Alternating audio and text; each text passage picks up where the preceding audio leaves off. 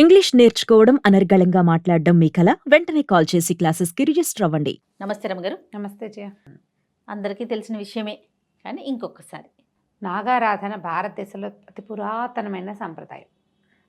నాగులు, గరుడులు, తర్వాత పన్నగులు, ఇట్లా వేరు జాతులు ఉన్నాయని చెప్పుకుంటారు. మనకు పురాణాల్లో చెప్పబడుతుంది. కొంచెం భయంతో కూడిన భక్తి ఉంటుంది కదా రమ్మగారు. ఉంటుంది. సర్పాలంటే భయం.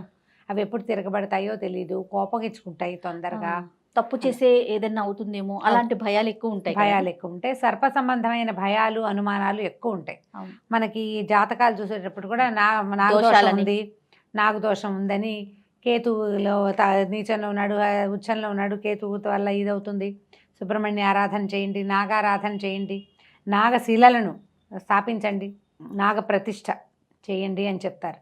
నాగారాధన ఎందుకు చేస్తారు? ప్రధానంగా సంతానం కోసం చేస్తారు. అయితే నాగులు ప్రధానంగా రైతులకి బంధువులుగా ఉంటారు. పొలం పనులు చేసే వాళ్ళకి ఏంటంటే పొలాల్లో వచ్చేటువంటి రకరకాల ఈ ఎలుకలు, ముంగీసలు లాంటి వాటితో సమస్యలు ఉంటాయి. ఎలుకలతో చాలా ప్రాబ్లం ఉంటుంది పొలాల్లో.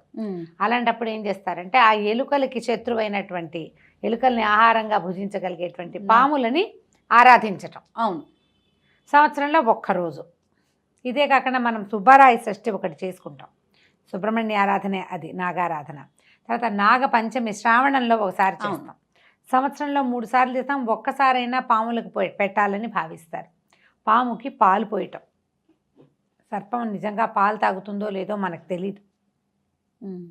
రోజు పాలు పోస్తే పాములు తాగుతాయన్నమాట కూడా మనకు తెలియదు. కథల్లో వింటూ ఉంటాం, సినిమాలో కూడా చూస్తాం. పాలు పోస్తుంటే పాము తాగేసేయటం, పళ్ళెల్లో పెడితే పాలు తాగి వెళ్ళిపోయింది అని.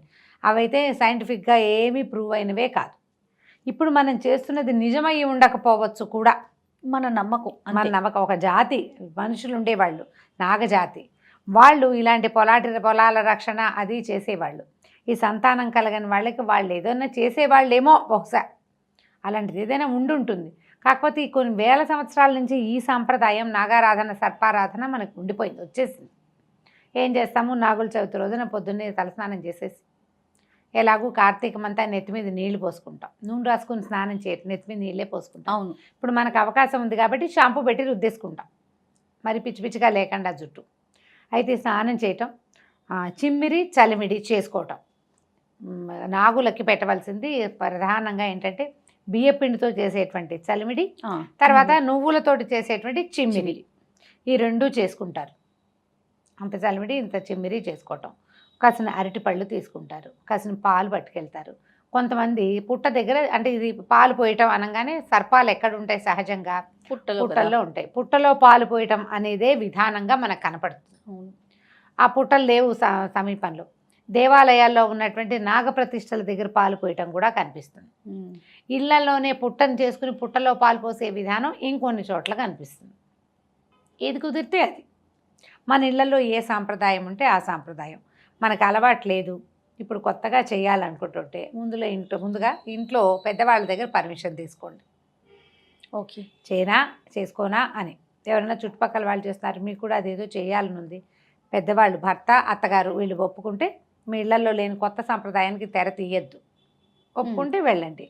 ఈజీ ఏంటంటే మనం దేవాలయానికి వెళ్ళి ఆ నాగులు అవి ఉంటాయి కదా, నాగప్రతిష్టలు, అక్కడ పాలు పోసుకోవచ్చు. అంత పెద్ద తప్పేం లేదు, ఆ పని చేయొచ్చు. పుట్టలో పాలు పోయటం అనేది సంప్రదాయబద్ధంగా కొన్ని ఇళ్లలో వస్తుంది, ఆచారం, ఆనుచానంగా వచ్చేవే అవి. అయితే ఈ పట్టుకెళ్ళిన చిమ్మిది, చలిమిడి 2 పట్టుకెళ్తాం. అరటిపళ్ళు, కొంచెం బియ్యపిండి కూడా పట్టుకెళ్తాం. ఏం చేస్తారంటే పాలతోటి ఈ చలిమిడి చేత్తో తీసుకోవడం, అది నలుపుతూ ఈ పాలతోటి దాన్ని పోస్తారు లోపలికి. చిమ్మిరినంతే, చలిమిడంతే. అరటిపళ్ళు కూడా వేస్తారు, బియ్యపిండి కూడా వేస్తారు. నూకలు పోస్తాం, రూకలు ఇస్తావా, నూకలు వేస్తాం, రూకలు ఇస్తావా, పాలు పోస్తాం, పాపడిని ఇస్తావా అని ఇట్లా ఒక పాటలాగా చదువుతారు. నాగుల చవితికి మాత్రమే ఈ నాగేంద్రుడికి పుట్ట నిండా పాలు పోసే తండ్రి అని పాట ఒకటి వినపడుతుంటుంది. ఎందుకంటే ఇది ఎందుకు చేసేవాళ్ళు? పూర్వకాలం అంతా మనకి ఎలా ఉండేవి ఊళ్ళు, ఇప్పట్లాగా ఇన్ని ఇళ్ళు వాకిళ్ళు ఎక్కడున్నాయి? పుట్టలు పెరిగిపోయేవి, చీమలు పుట్టలు పెట్టేవి, సర్పాలు అందులో ఉండేవి. ఈ పిల్ల పాప తిరిగేవాళ్ళు. పల్లెటూర్లు, చిన్న చిన్న ఊళ్ళు, చిట్టడవులు, కారడవులు, వాటి మధ్యలో కొన్ని జనావాసాలు ఉండేవి. వీళ్ళు రాత్రి పగలు ఎక్కడికైనా తిరిగేటప్పుడు ఆ పాముకి కనుక పాలు పోయకపోతే ఆ పాము అటు వచ్చిన వాడిని గుర్తించక కాటేస్తుందని అట్లా ఎట్లా గుర్తిస్తుంది అండి, నువ్వు సైంటిఫిక్ రీజన్లు తీస్తే చెప్పలేకపోతాం అంతే. అలా ఉండేది సంప్రదాయం. అదేనండి. పాటలు కూడా అంతే, నీ పుట్టదరికి పాపలు వచ్చేరు, పిల్లలకి పాపుణ్యాలు తెలియవు వాళ్ళని ఏం కాటేయద్దు, చేయి మాకు అని. ఏం చెయ్యొద్దు అని చెప్పేసి దివ్యసుందర నాగుడు అని నాగుడు ఎంత అత్యద్భుతమైన స్వరూపం కలిగిన వాడు అని అట్లా పూజించి ఆయనని ప్రసన్నం చేసుకునేవాళ్ళు. నాగేంద్రుడిని ప్రసన్నం చేసుకుంటే నాగజాతి అంతా మనకి సహాయకారిగా ఉంటుంది. పొలాలప్పుడు వ్యవసాయాలప్పుడు సహాయకారులుగా ఉంటారు, ఎలుకల్ని తినేస్తాయి పాములు. అందుకని అదొకటి. ఇదివరకు ఏం చేసేవాళ్ళంటే పూర్వం ఒక రైతు నాగలతో దున్నేటప్పుడు ఒక పుట్టంతా దున్నేసేట. పాము ఎక్కడో షికారు వెళ్ళింది, గుడ్డులు లోపల ఉన్నటువంటి గుడ్లు చితిపోయి కొన్ని పిల్లలైన పిల్ల పాములన్నీ మరణించినాయి ఆ తవ్వకాలంలో. దాంతో సర్పానికి విపరీతమైన కోపం వచ్చిందంటే విషం జిమ్మింది, ఈయన కళ్ళు పోయినాయట రైతుకి. పూర్వం చెప్తారు ఈ కథ. అందుకని ఈ నాగలు దున్నే వాళ్ళు కూడా చవితి నాడు నాగలు పట్టుకోరు, నాగలు చేయకూడదు అంటారు. తర్వాత సాయంకాలం అయ్యాక ఇంకా భోజనం చెయ్యరు. పగలు భోజనం చేసి రాత్రి ఉపవాసం ఉండటం ఒక విధానంగా కనిపిస్తుంది. సాయంకాలం 6 అయ్యేసరికల్లా అంటే సూర్యాస్తమయం అవ్వగానే పాము పడుకుంటుంది, శబ్దం చేయకూడదని ఏమీ తినకూడదు అనుకుంటారు.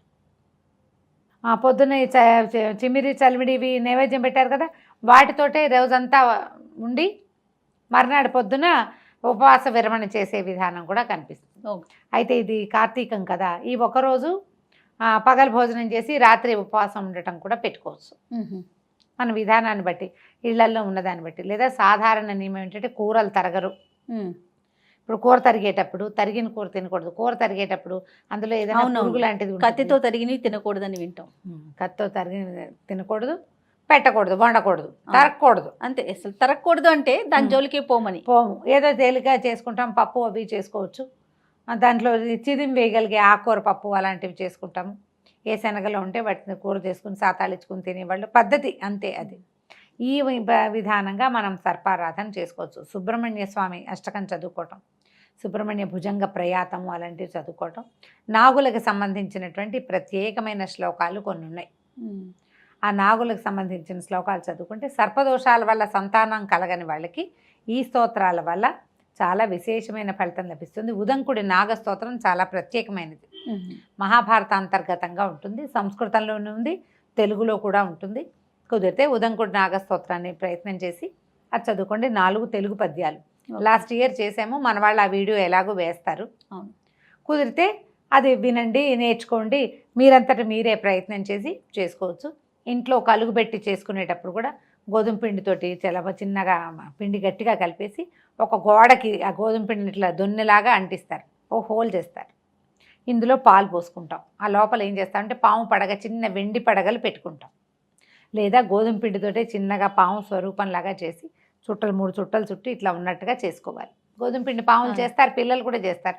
ఆ పామును పెట్టడం, దాని మీద ఈ పుట్ట కలుగుని ఏర్పరచుకోవటం, పాలు పోసుకోవటం, పళ్ళెల్లో కూడా కలుగుని ఏర్పరిచి పోసుకోవచ్చు. పళ్ళెల్లో ఇట్లా పెట్టడం, దానికి హోల్ లాగా చేయటం, ఆ లోపల పడగని అమర్చుకొని పాలు పోసుకోవచ్చు. ఈ విధానాలు లేవంటే చిన్న సర్పపు పడగ ఉంటే కనుక దొరుకుతాయి, వెండి ప్రతిమలు దొరుకుతాయి. అది ఒక పళ్ళెంలో, ఒక వెండి పళ్ళెంలోనో స్టీల్ పళ్ళెంలోనో పెట్టి దాని మీద ఈ స్తోత్రం చదువుకుంటూ పాలు పోసుకుని మనం చేసినటువంటి చెమ్మిరి చలివిడి అరటిపళ్ళు వీటిని నివేదన చేయొచ్చు. కొన్ని చోట్ల దీపారాధన చేసే నియమం ఉండదు. మాకు నాగులు చదువుతున్నాడు దీపం పెట్టరు, దీపారాధన చేయరు. పుట్ట దగ్గర కూడా దీపాలు అవి పెట్టరు వీళ్ళు, ఒకటిగా పాలు పోసుకుంటారు. ఇవి ఒకరోజు నో దీపారాధన. అయితే కొంతమంది ఏం చేస్తారు, దీపారాధన చేసి తర్వాత టపాసులు కూడా కాలుస్తారు పుట్ట దగ్గర. అవునండి, కాలుస్తారు. పుట్ట దగ్గర టపాసులు కాల్చే విధానం కూడా ఉంటుంది, ఎవరి పద్ధతిని బట్టి వాళ్ళు చేసుకోవచ్చు. పుట్ట చుట్టూ తిరిగి ఆ పుట్టమన్ను కూడా మనం ఆ పుట్టమన్ను ప్రధానమైనది ఏంటంటే ఈ పుట్టమన్ను పుట్ట బంగారం అని చెప్తారు. ఆ మన్నుని చెవులకు పెట్టుకుంటే చెవికి సంబంధించిన సమస్యలు తీరిపోతాయని, పిల్లలకి ఆరోగ్యానికి మంచిదని చెప్తారు. పుట్టమన్ను తెచ్చి తప్పకుండా పిల్లలకి పెట్టాలి. పుట్టమన్నులో కొన్ని రకాల ఆరోగ్యకరమైన ఎలిమెంట్స్ ఉంటాయి, అందుకని ప్రధానంగా పెట్టమంటారు. పుట్టలు చీమలు తవ్వుతాయి కదా, గుల్లగా అయిపోతుంది, మట్టి మృదువుగా ఉంటుంది. మనం ఈ పాలు పోసి అవి పెట్టి ఇవి పెట్టి కొన్ని చోట్ల కోడిగుడ్లు అవి వేసే పద్ధతి కూడా ఉంటుంది, లోపలికి జారు విడుస్తారు. పద్ధతి ఎవరి తీరు వాళ్ళది కదా, సంప్రదాయాన్ని బట్టి చేయాలి. అంటే ఇప్పుడు గుడ్లు తినని వాళ్ళు కూడా గుడ్లు వేసే సంప్రదాయాలు కనపడతాయి. తినేవాళ్లే వేస్తారని అనుకోవడానికి వీల్లేదు, తినని కమ్యూనిటీస్ వాళ్ళు కూడా వేస్తారు. దీపాలు పెట్టుకుంటారు. ఇంట్లో కూడా దీపం పెట్టకూడదనే నియమం కొన్ని కుటుంబాల్లో ఉంటుంది. కుటుంబాచారాన్ని పాటించండి. ఇలాంటి పర్వదినాలు జరుపుకునేటప్పుడు తప్పకుండా పెద్దవాళ్ళని ఒకసారి సంప్రదించి మనం ఏముంది, మనం ఏం చేయాలి అనేది చేసుకుంటే చక్కగా సజావుగా అవుతుంది. ఏదైనా పొరపాటు చేసామన్న భయం ఉండదు, అలా చేసాం ఇలా అవుతుందేమో అన్న టెన్షన్ ఉండదు కదా. అవును. కాబట్టి కంగారు లేకుండా ఎవరినైనా కనుక్కొని చక్కగా సాకల్యంగా నాగుల చవితిని జరుపుకోండి. నాగుల చవితిని జరిపిన వాళ్ళకి సంతానం కలుగుతుంది ఒకటి. రెండోది, సంతానం ఉన్న వాళ్ళకి పిల్లలు ఆరోగ్యంగా ఎదుగుతారు. నాగారాధన ముందు కాలం నుంచి ఉన్నదే, మీకు అవకాశాన్ని బట్టి చేసుకోవటమే. తప్పకుండా రమ్మగారు. నమస్తే. నమస్తే జయ.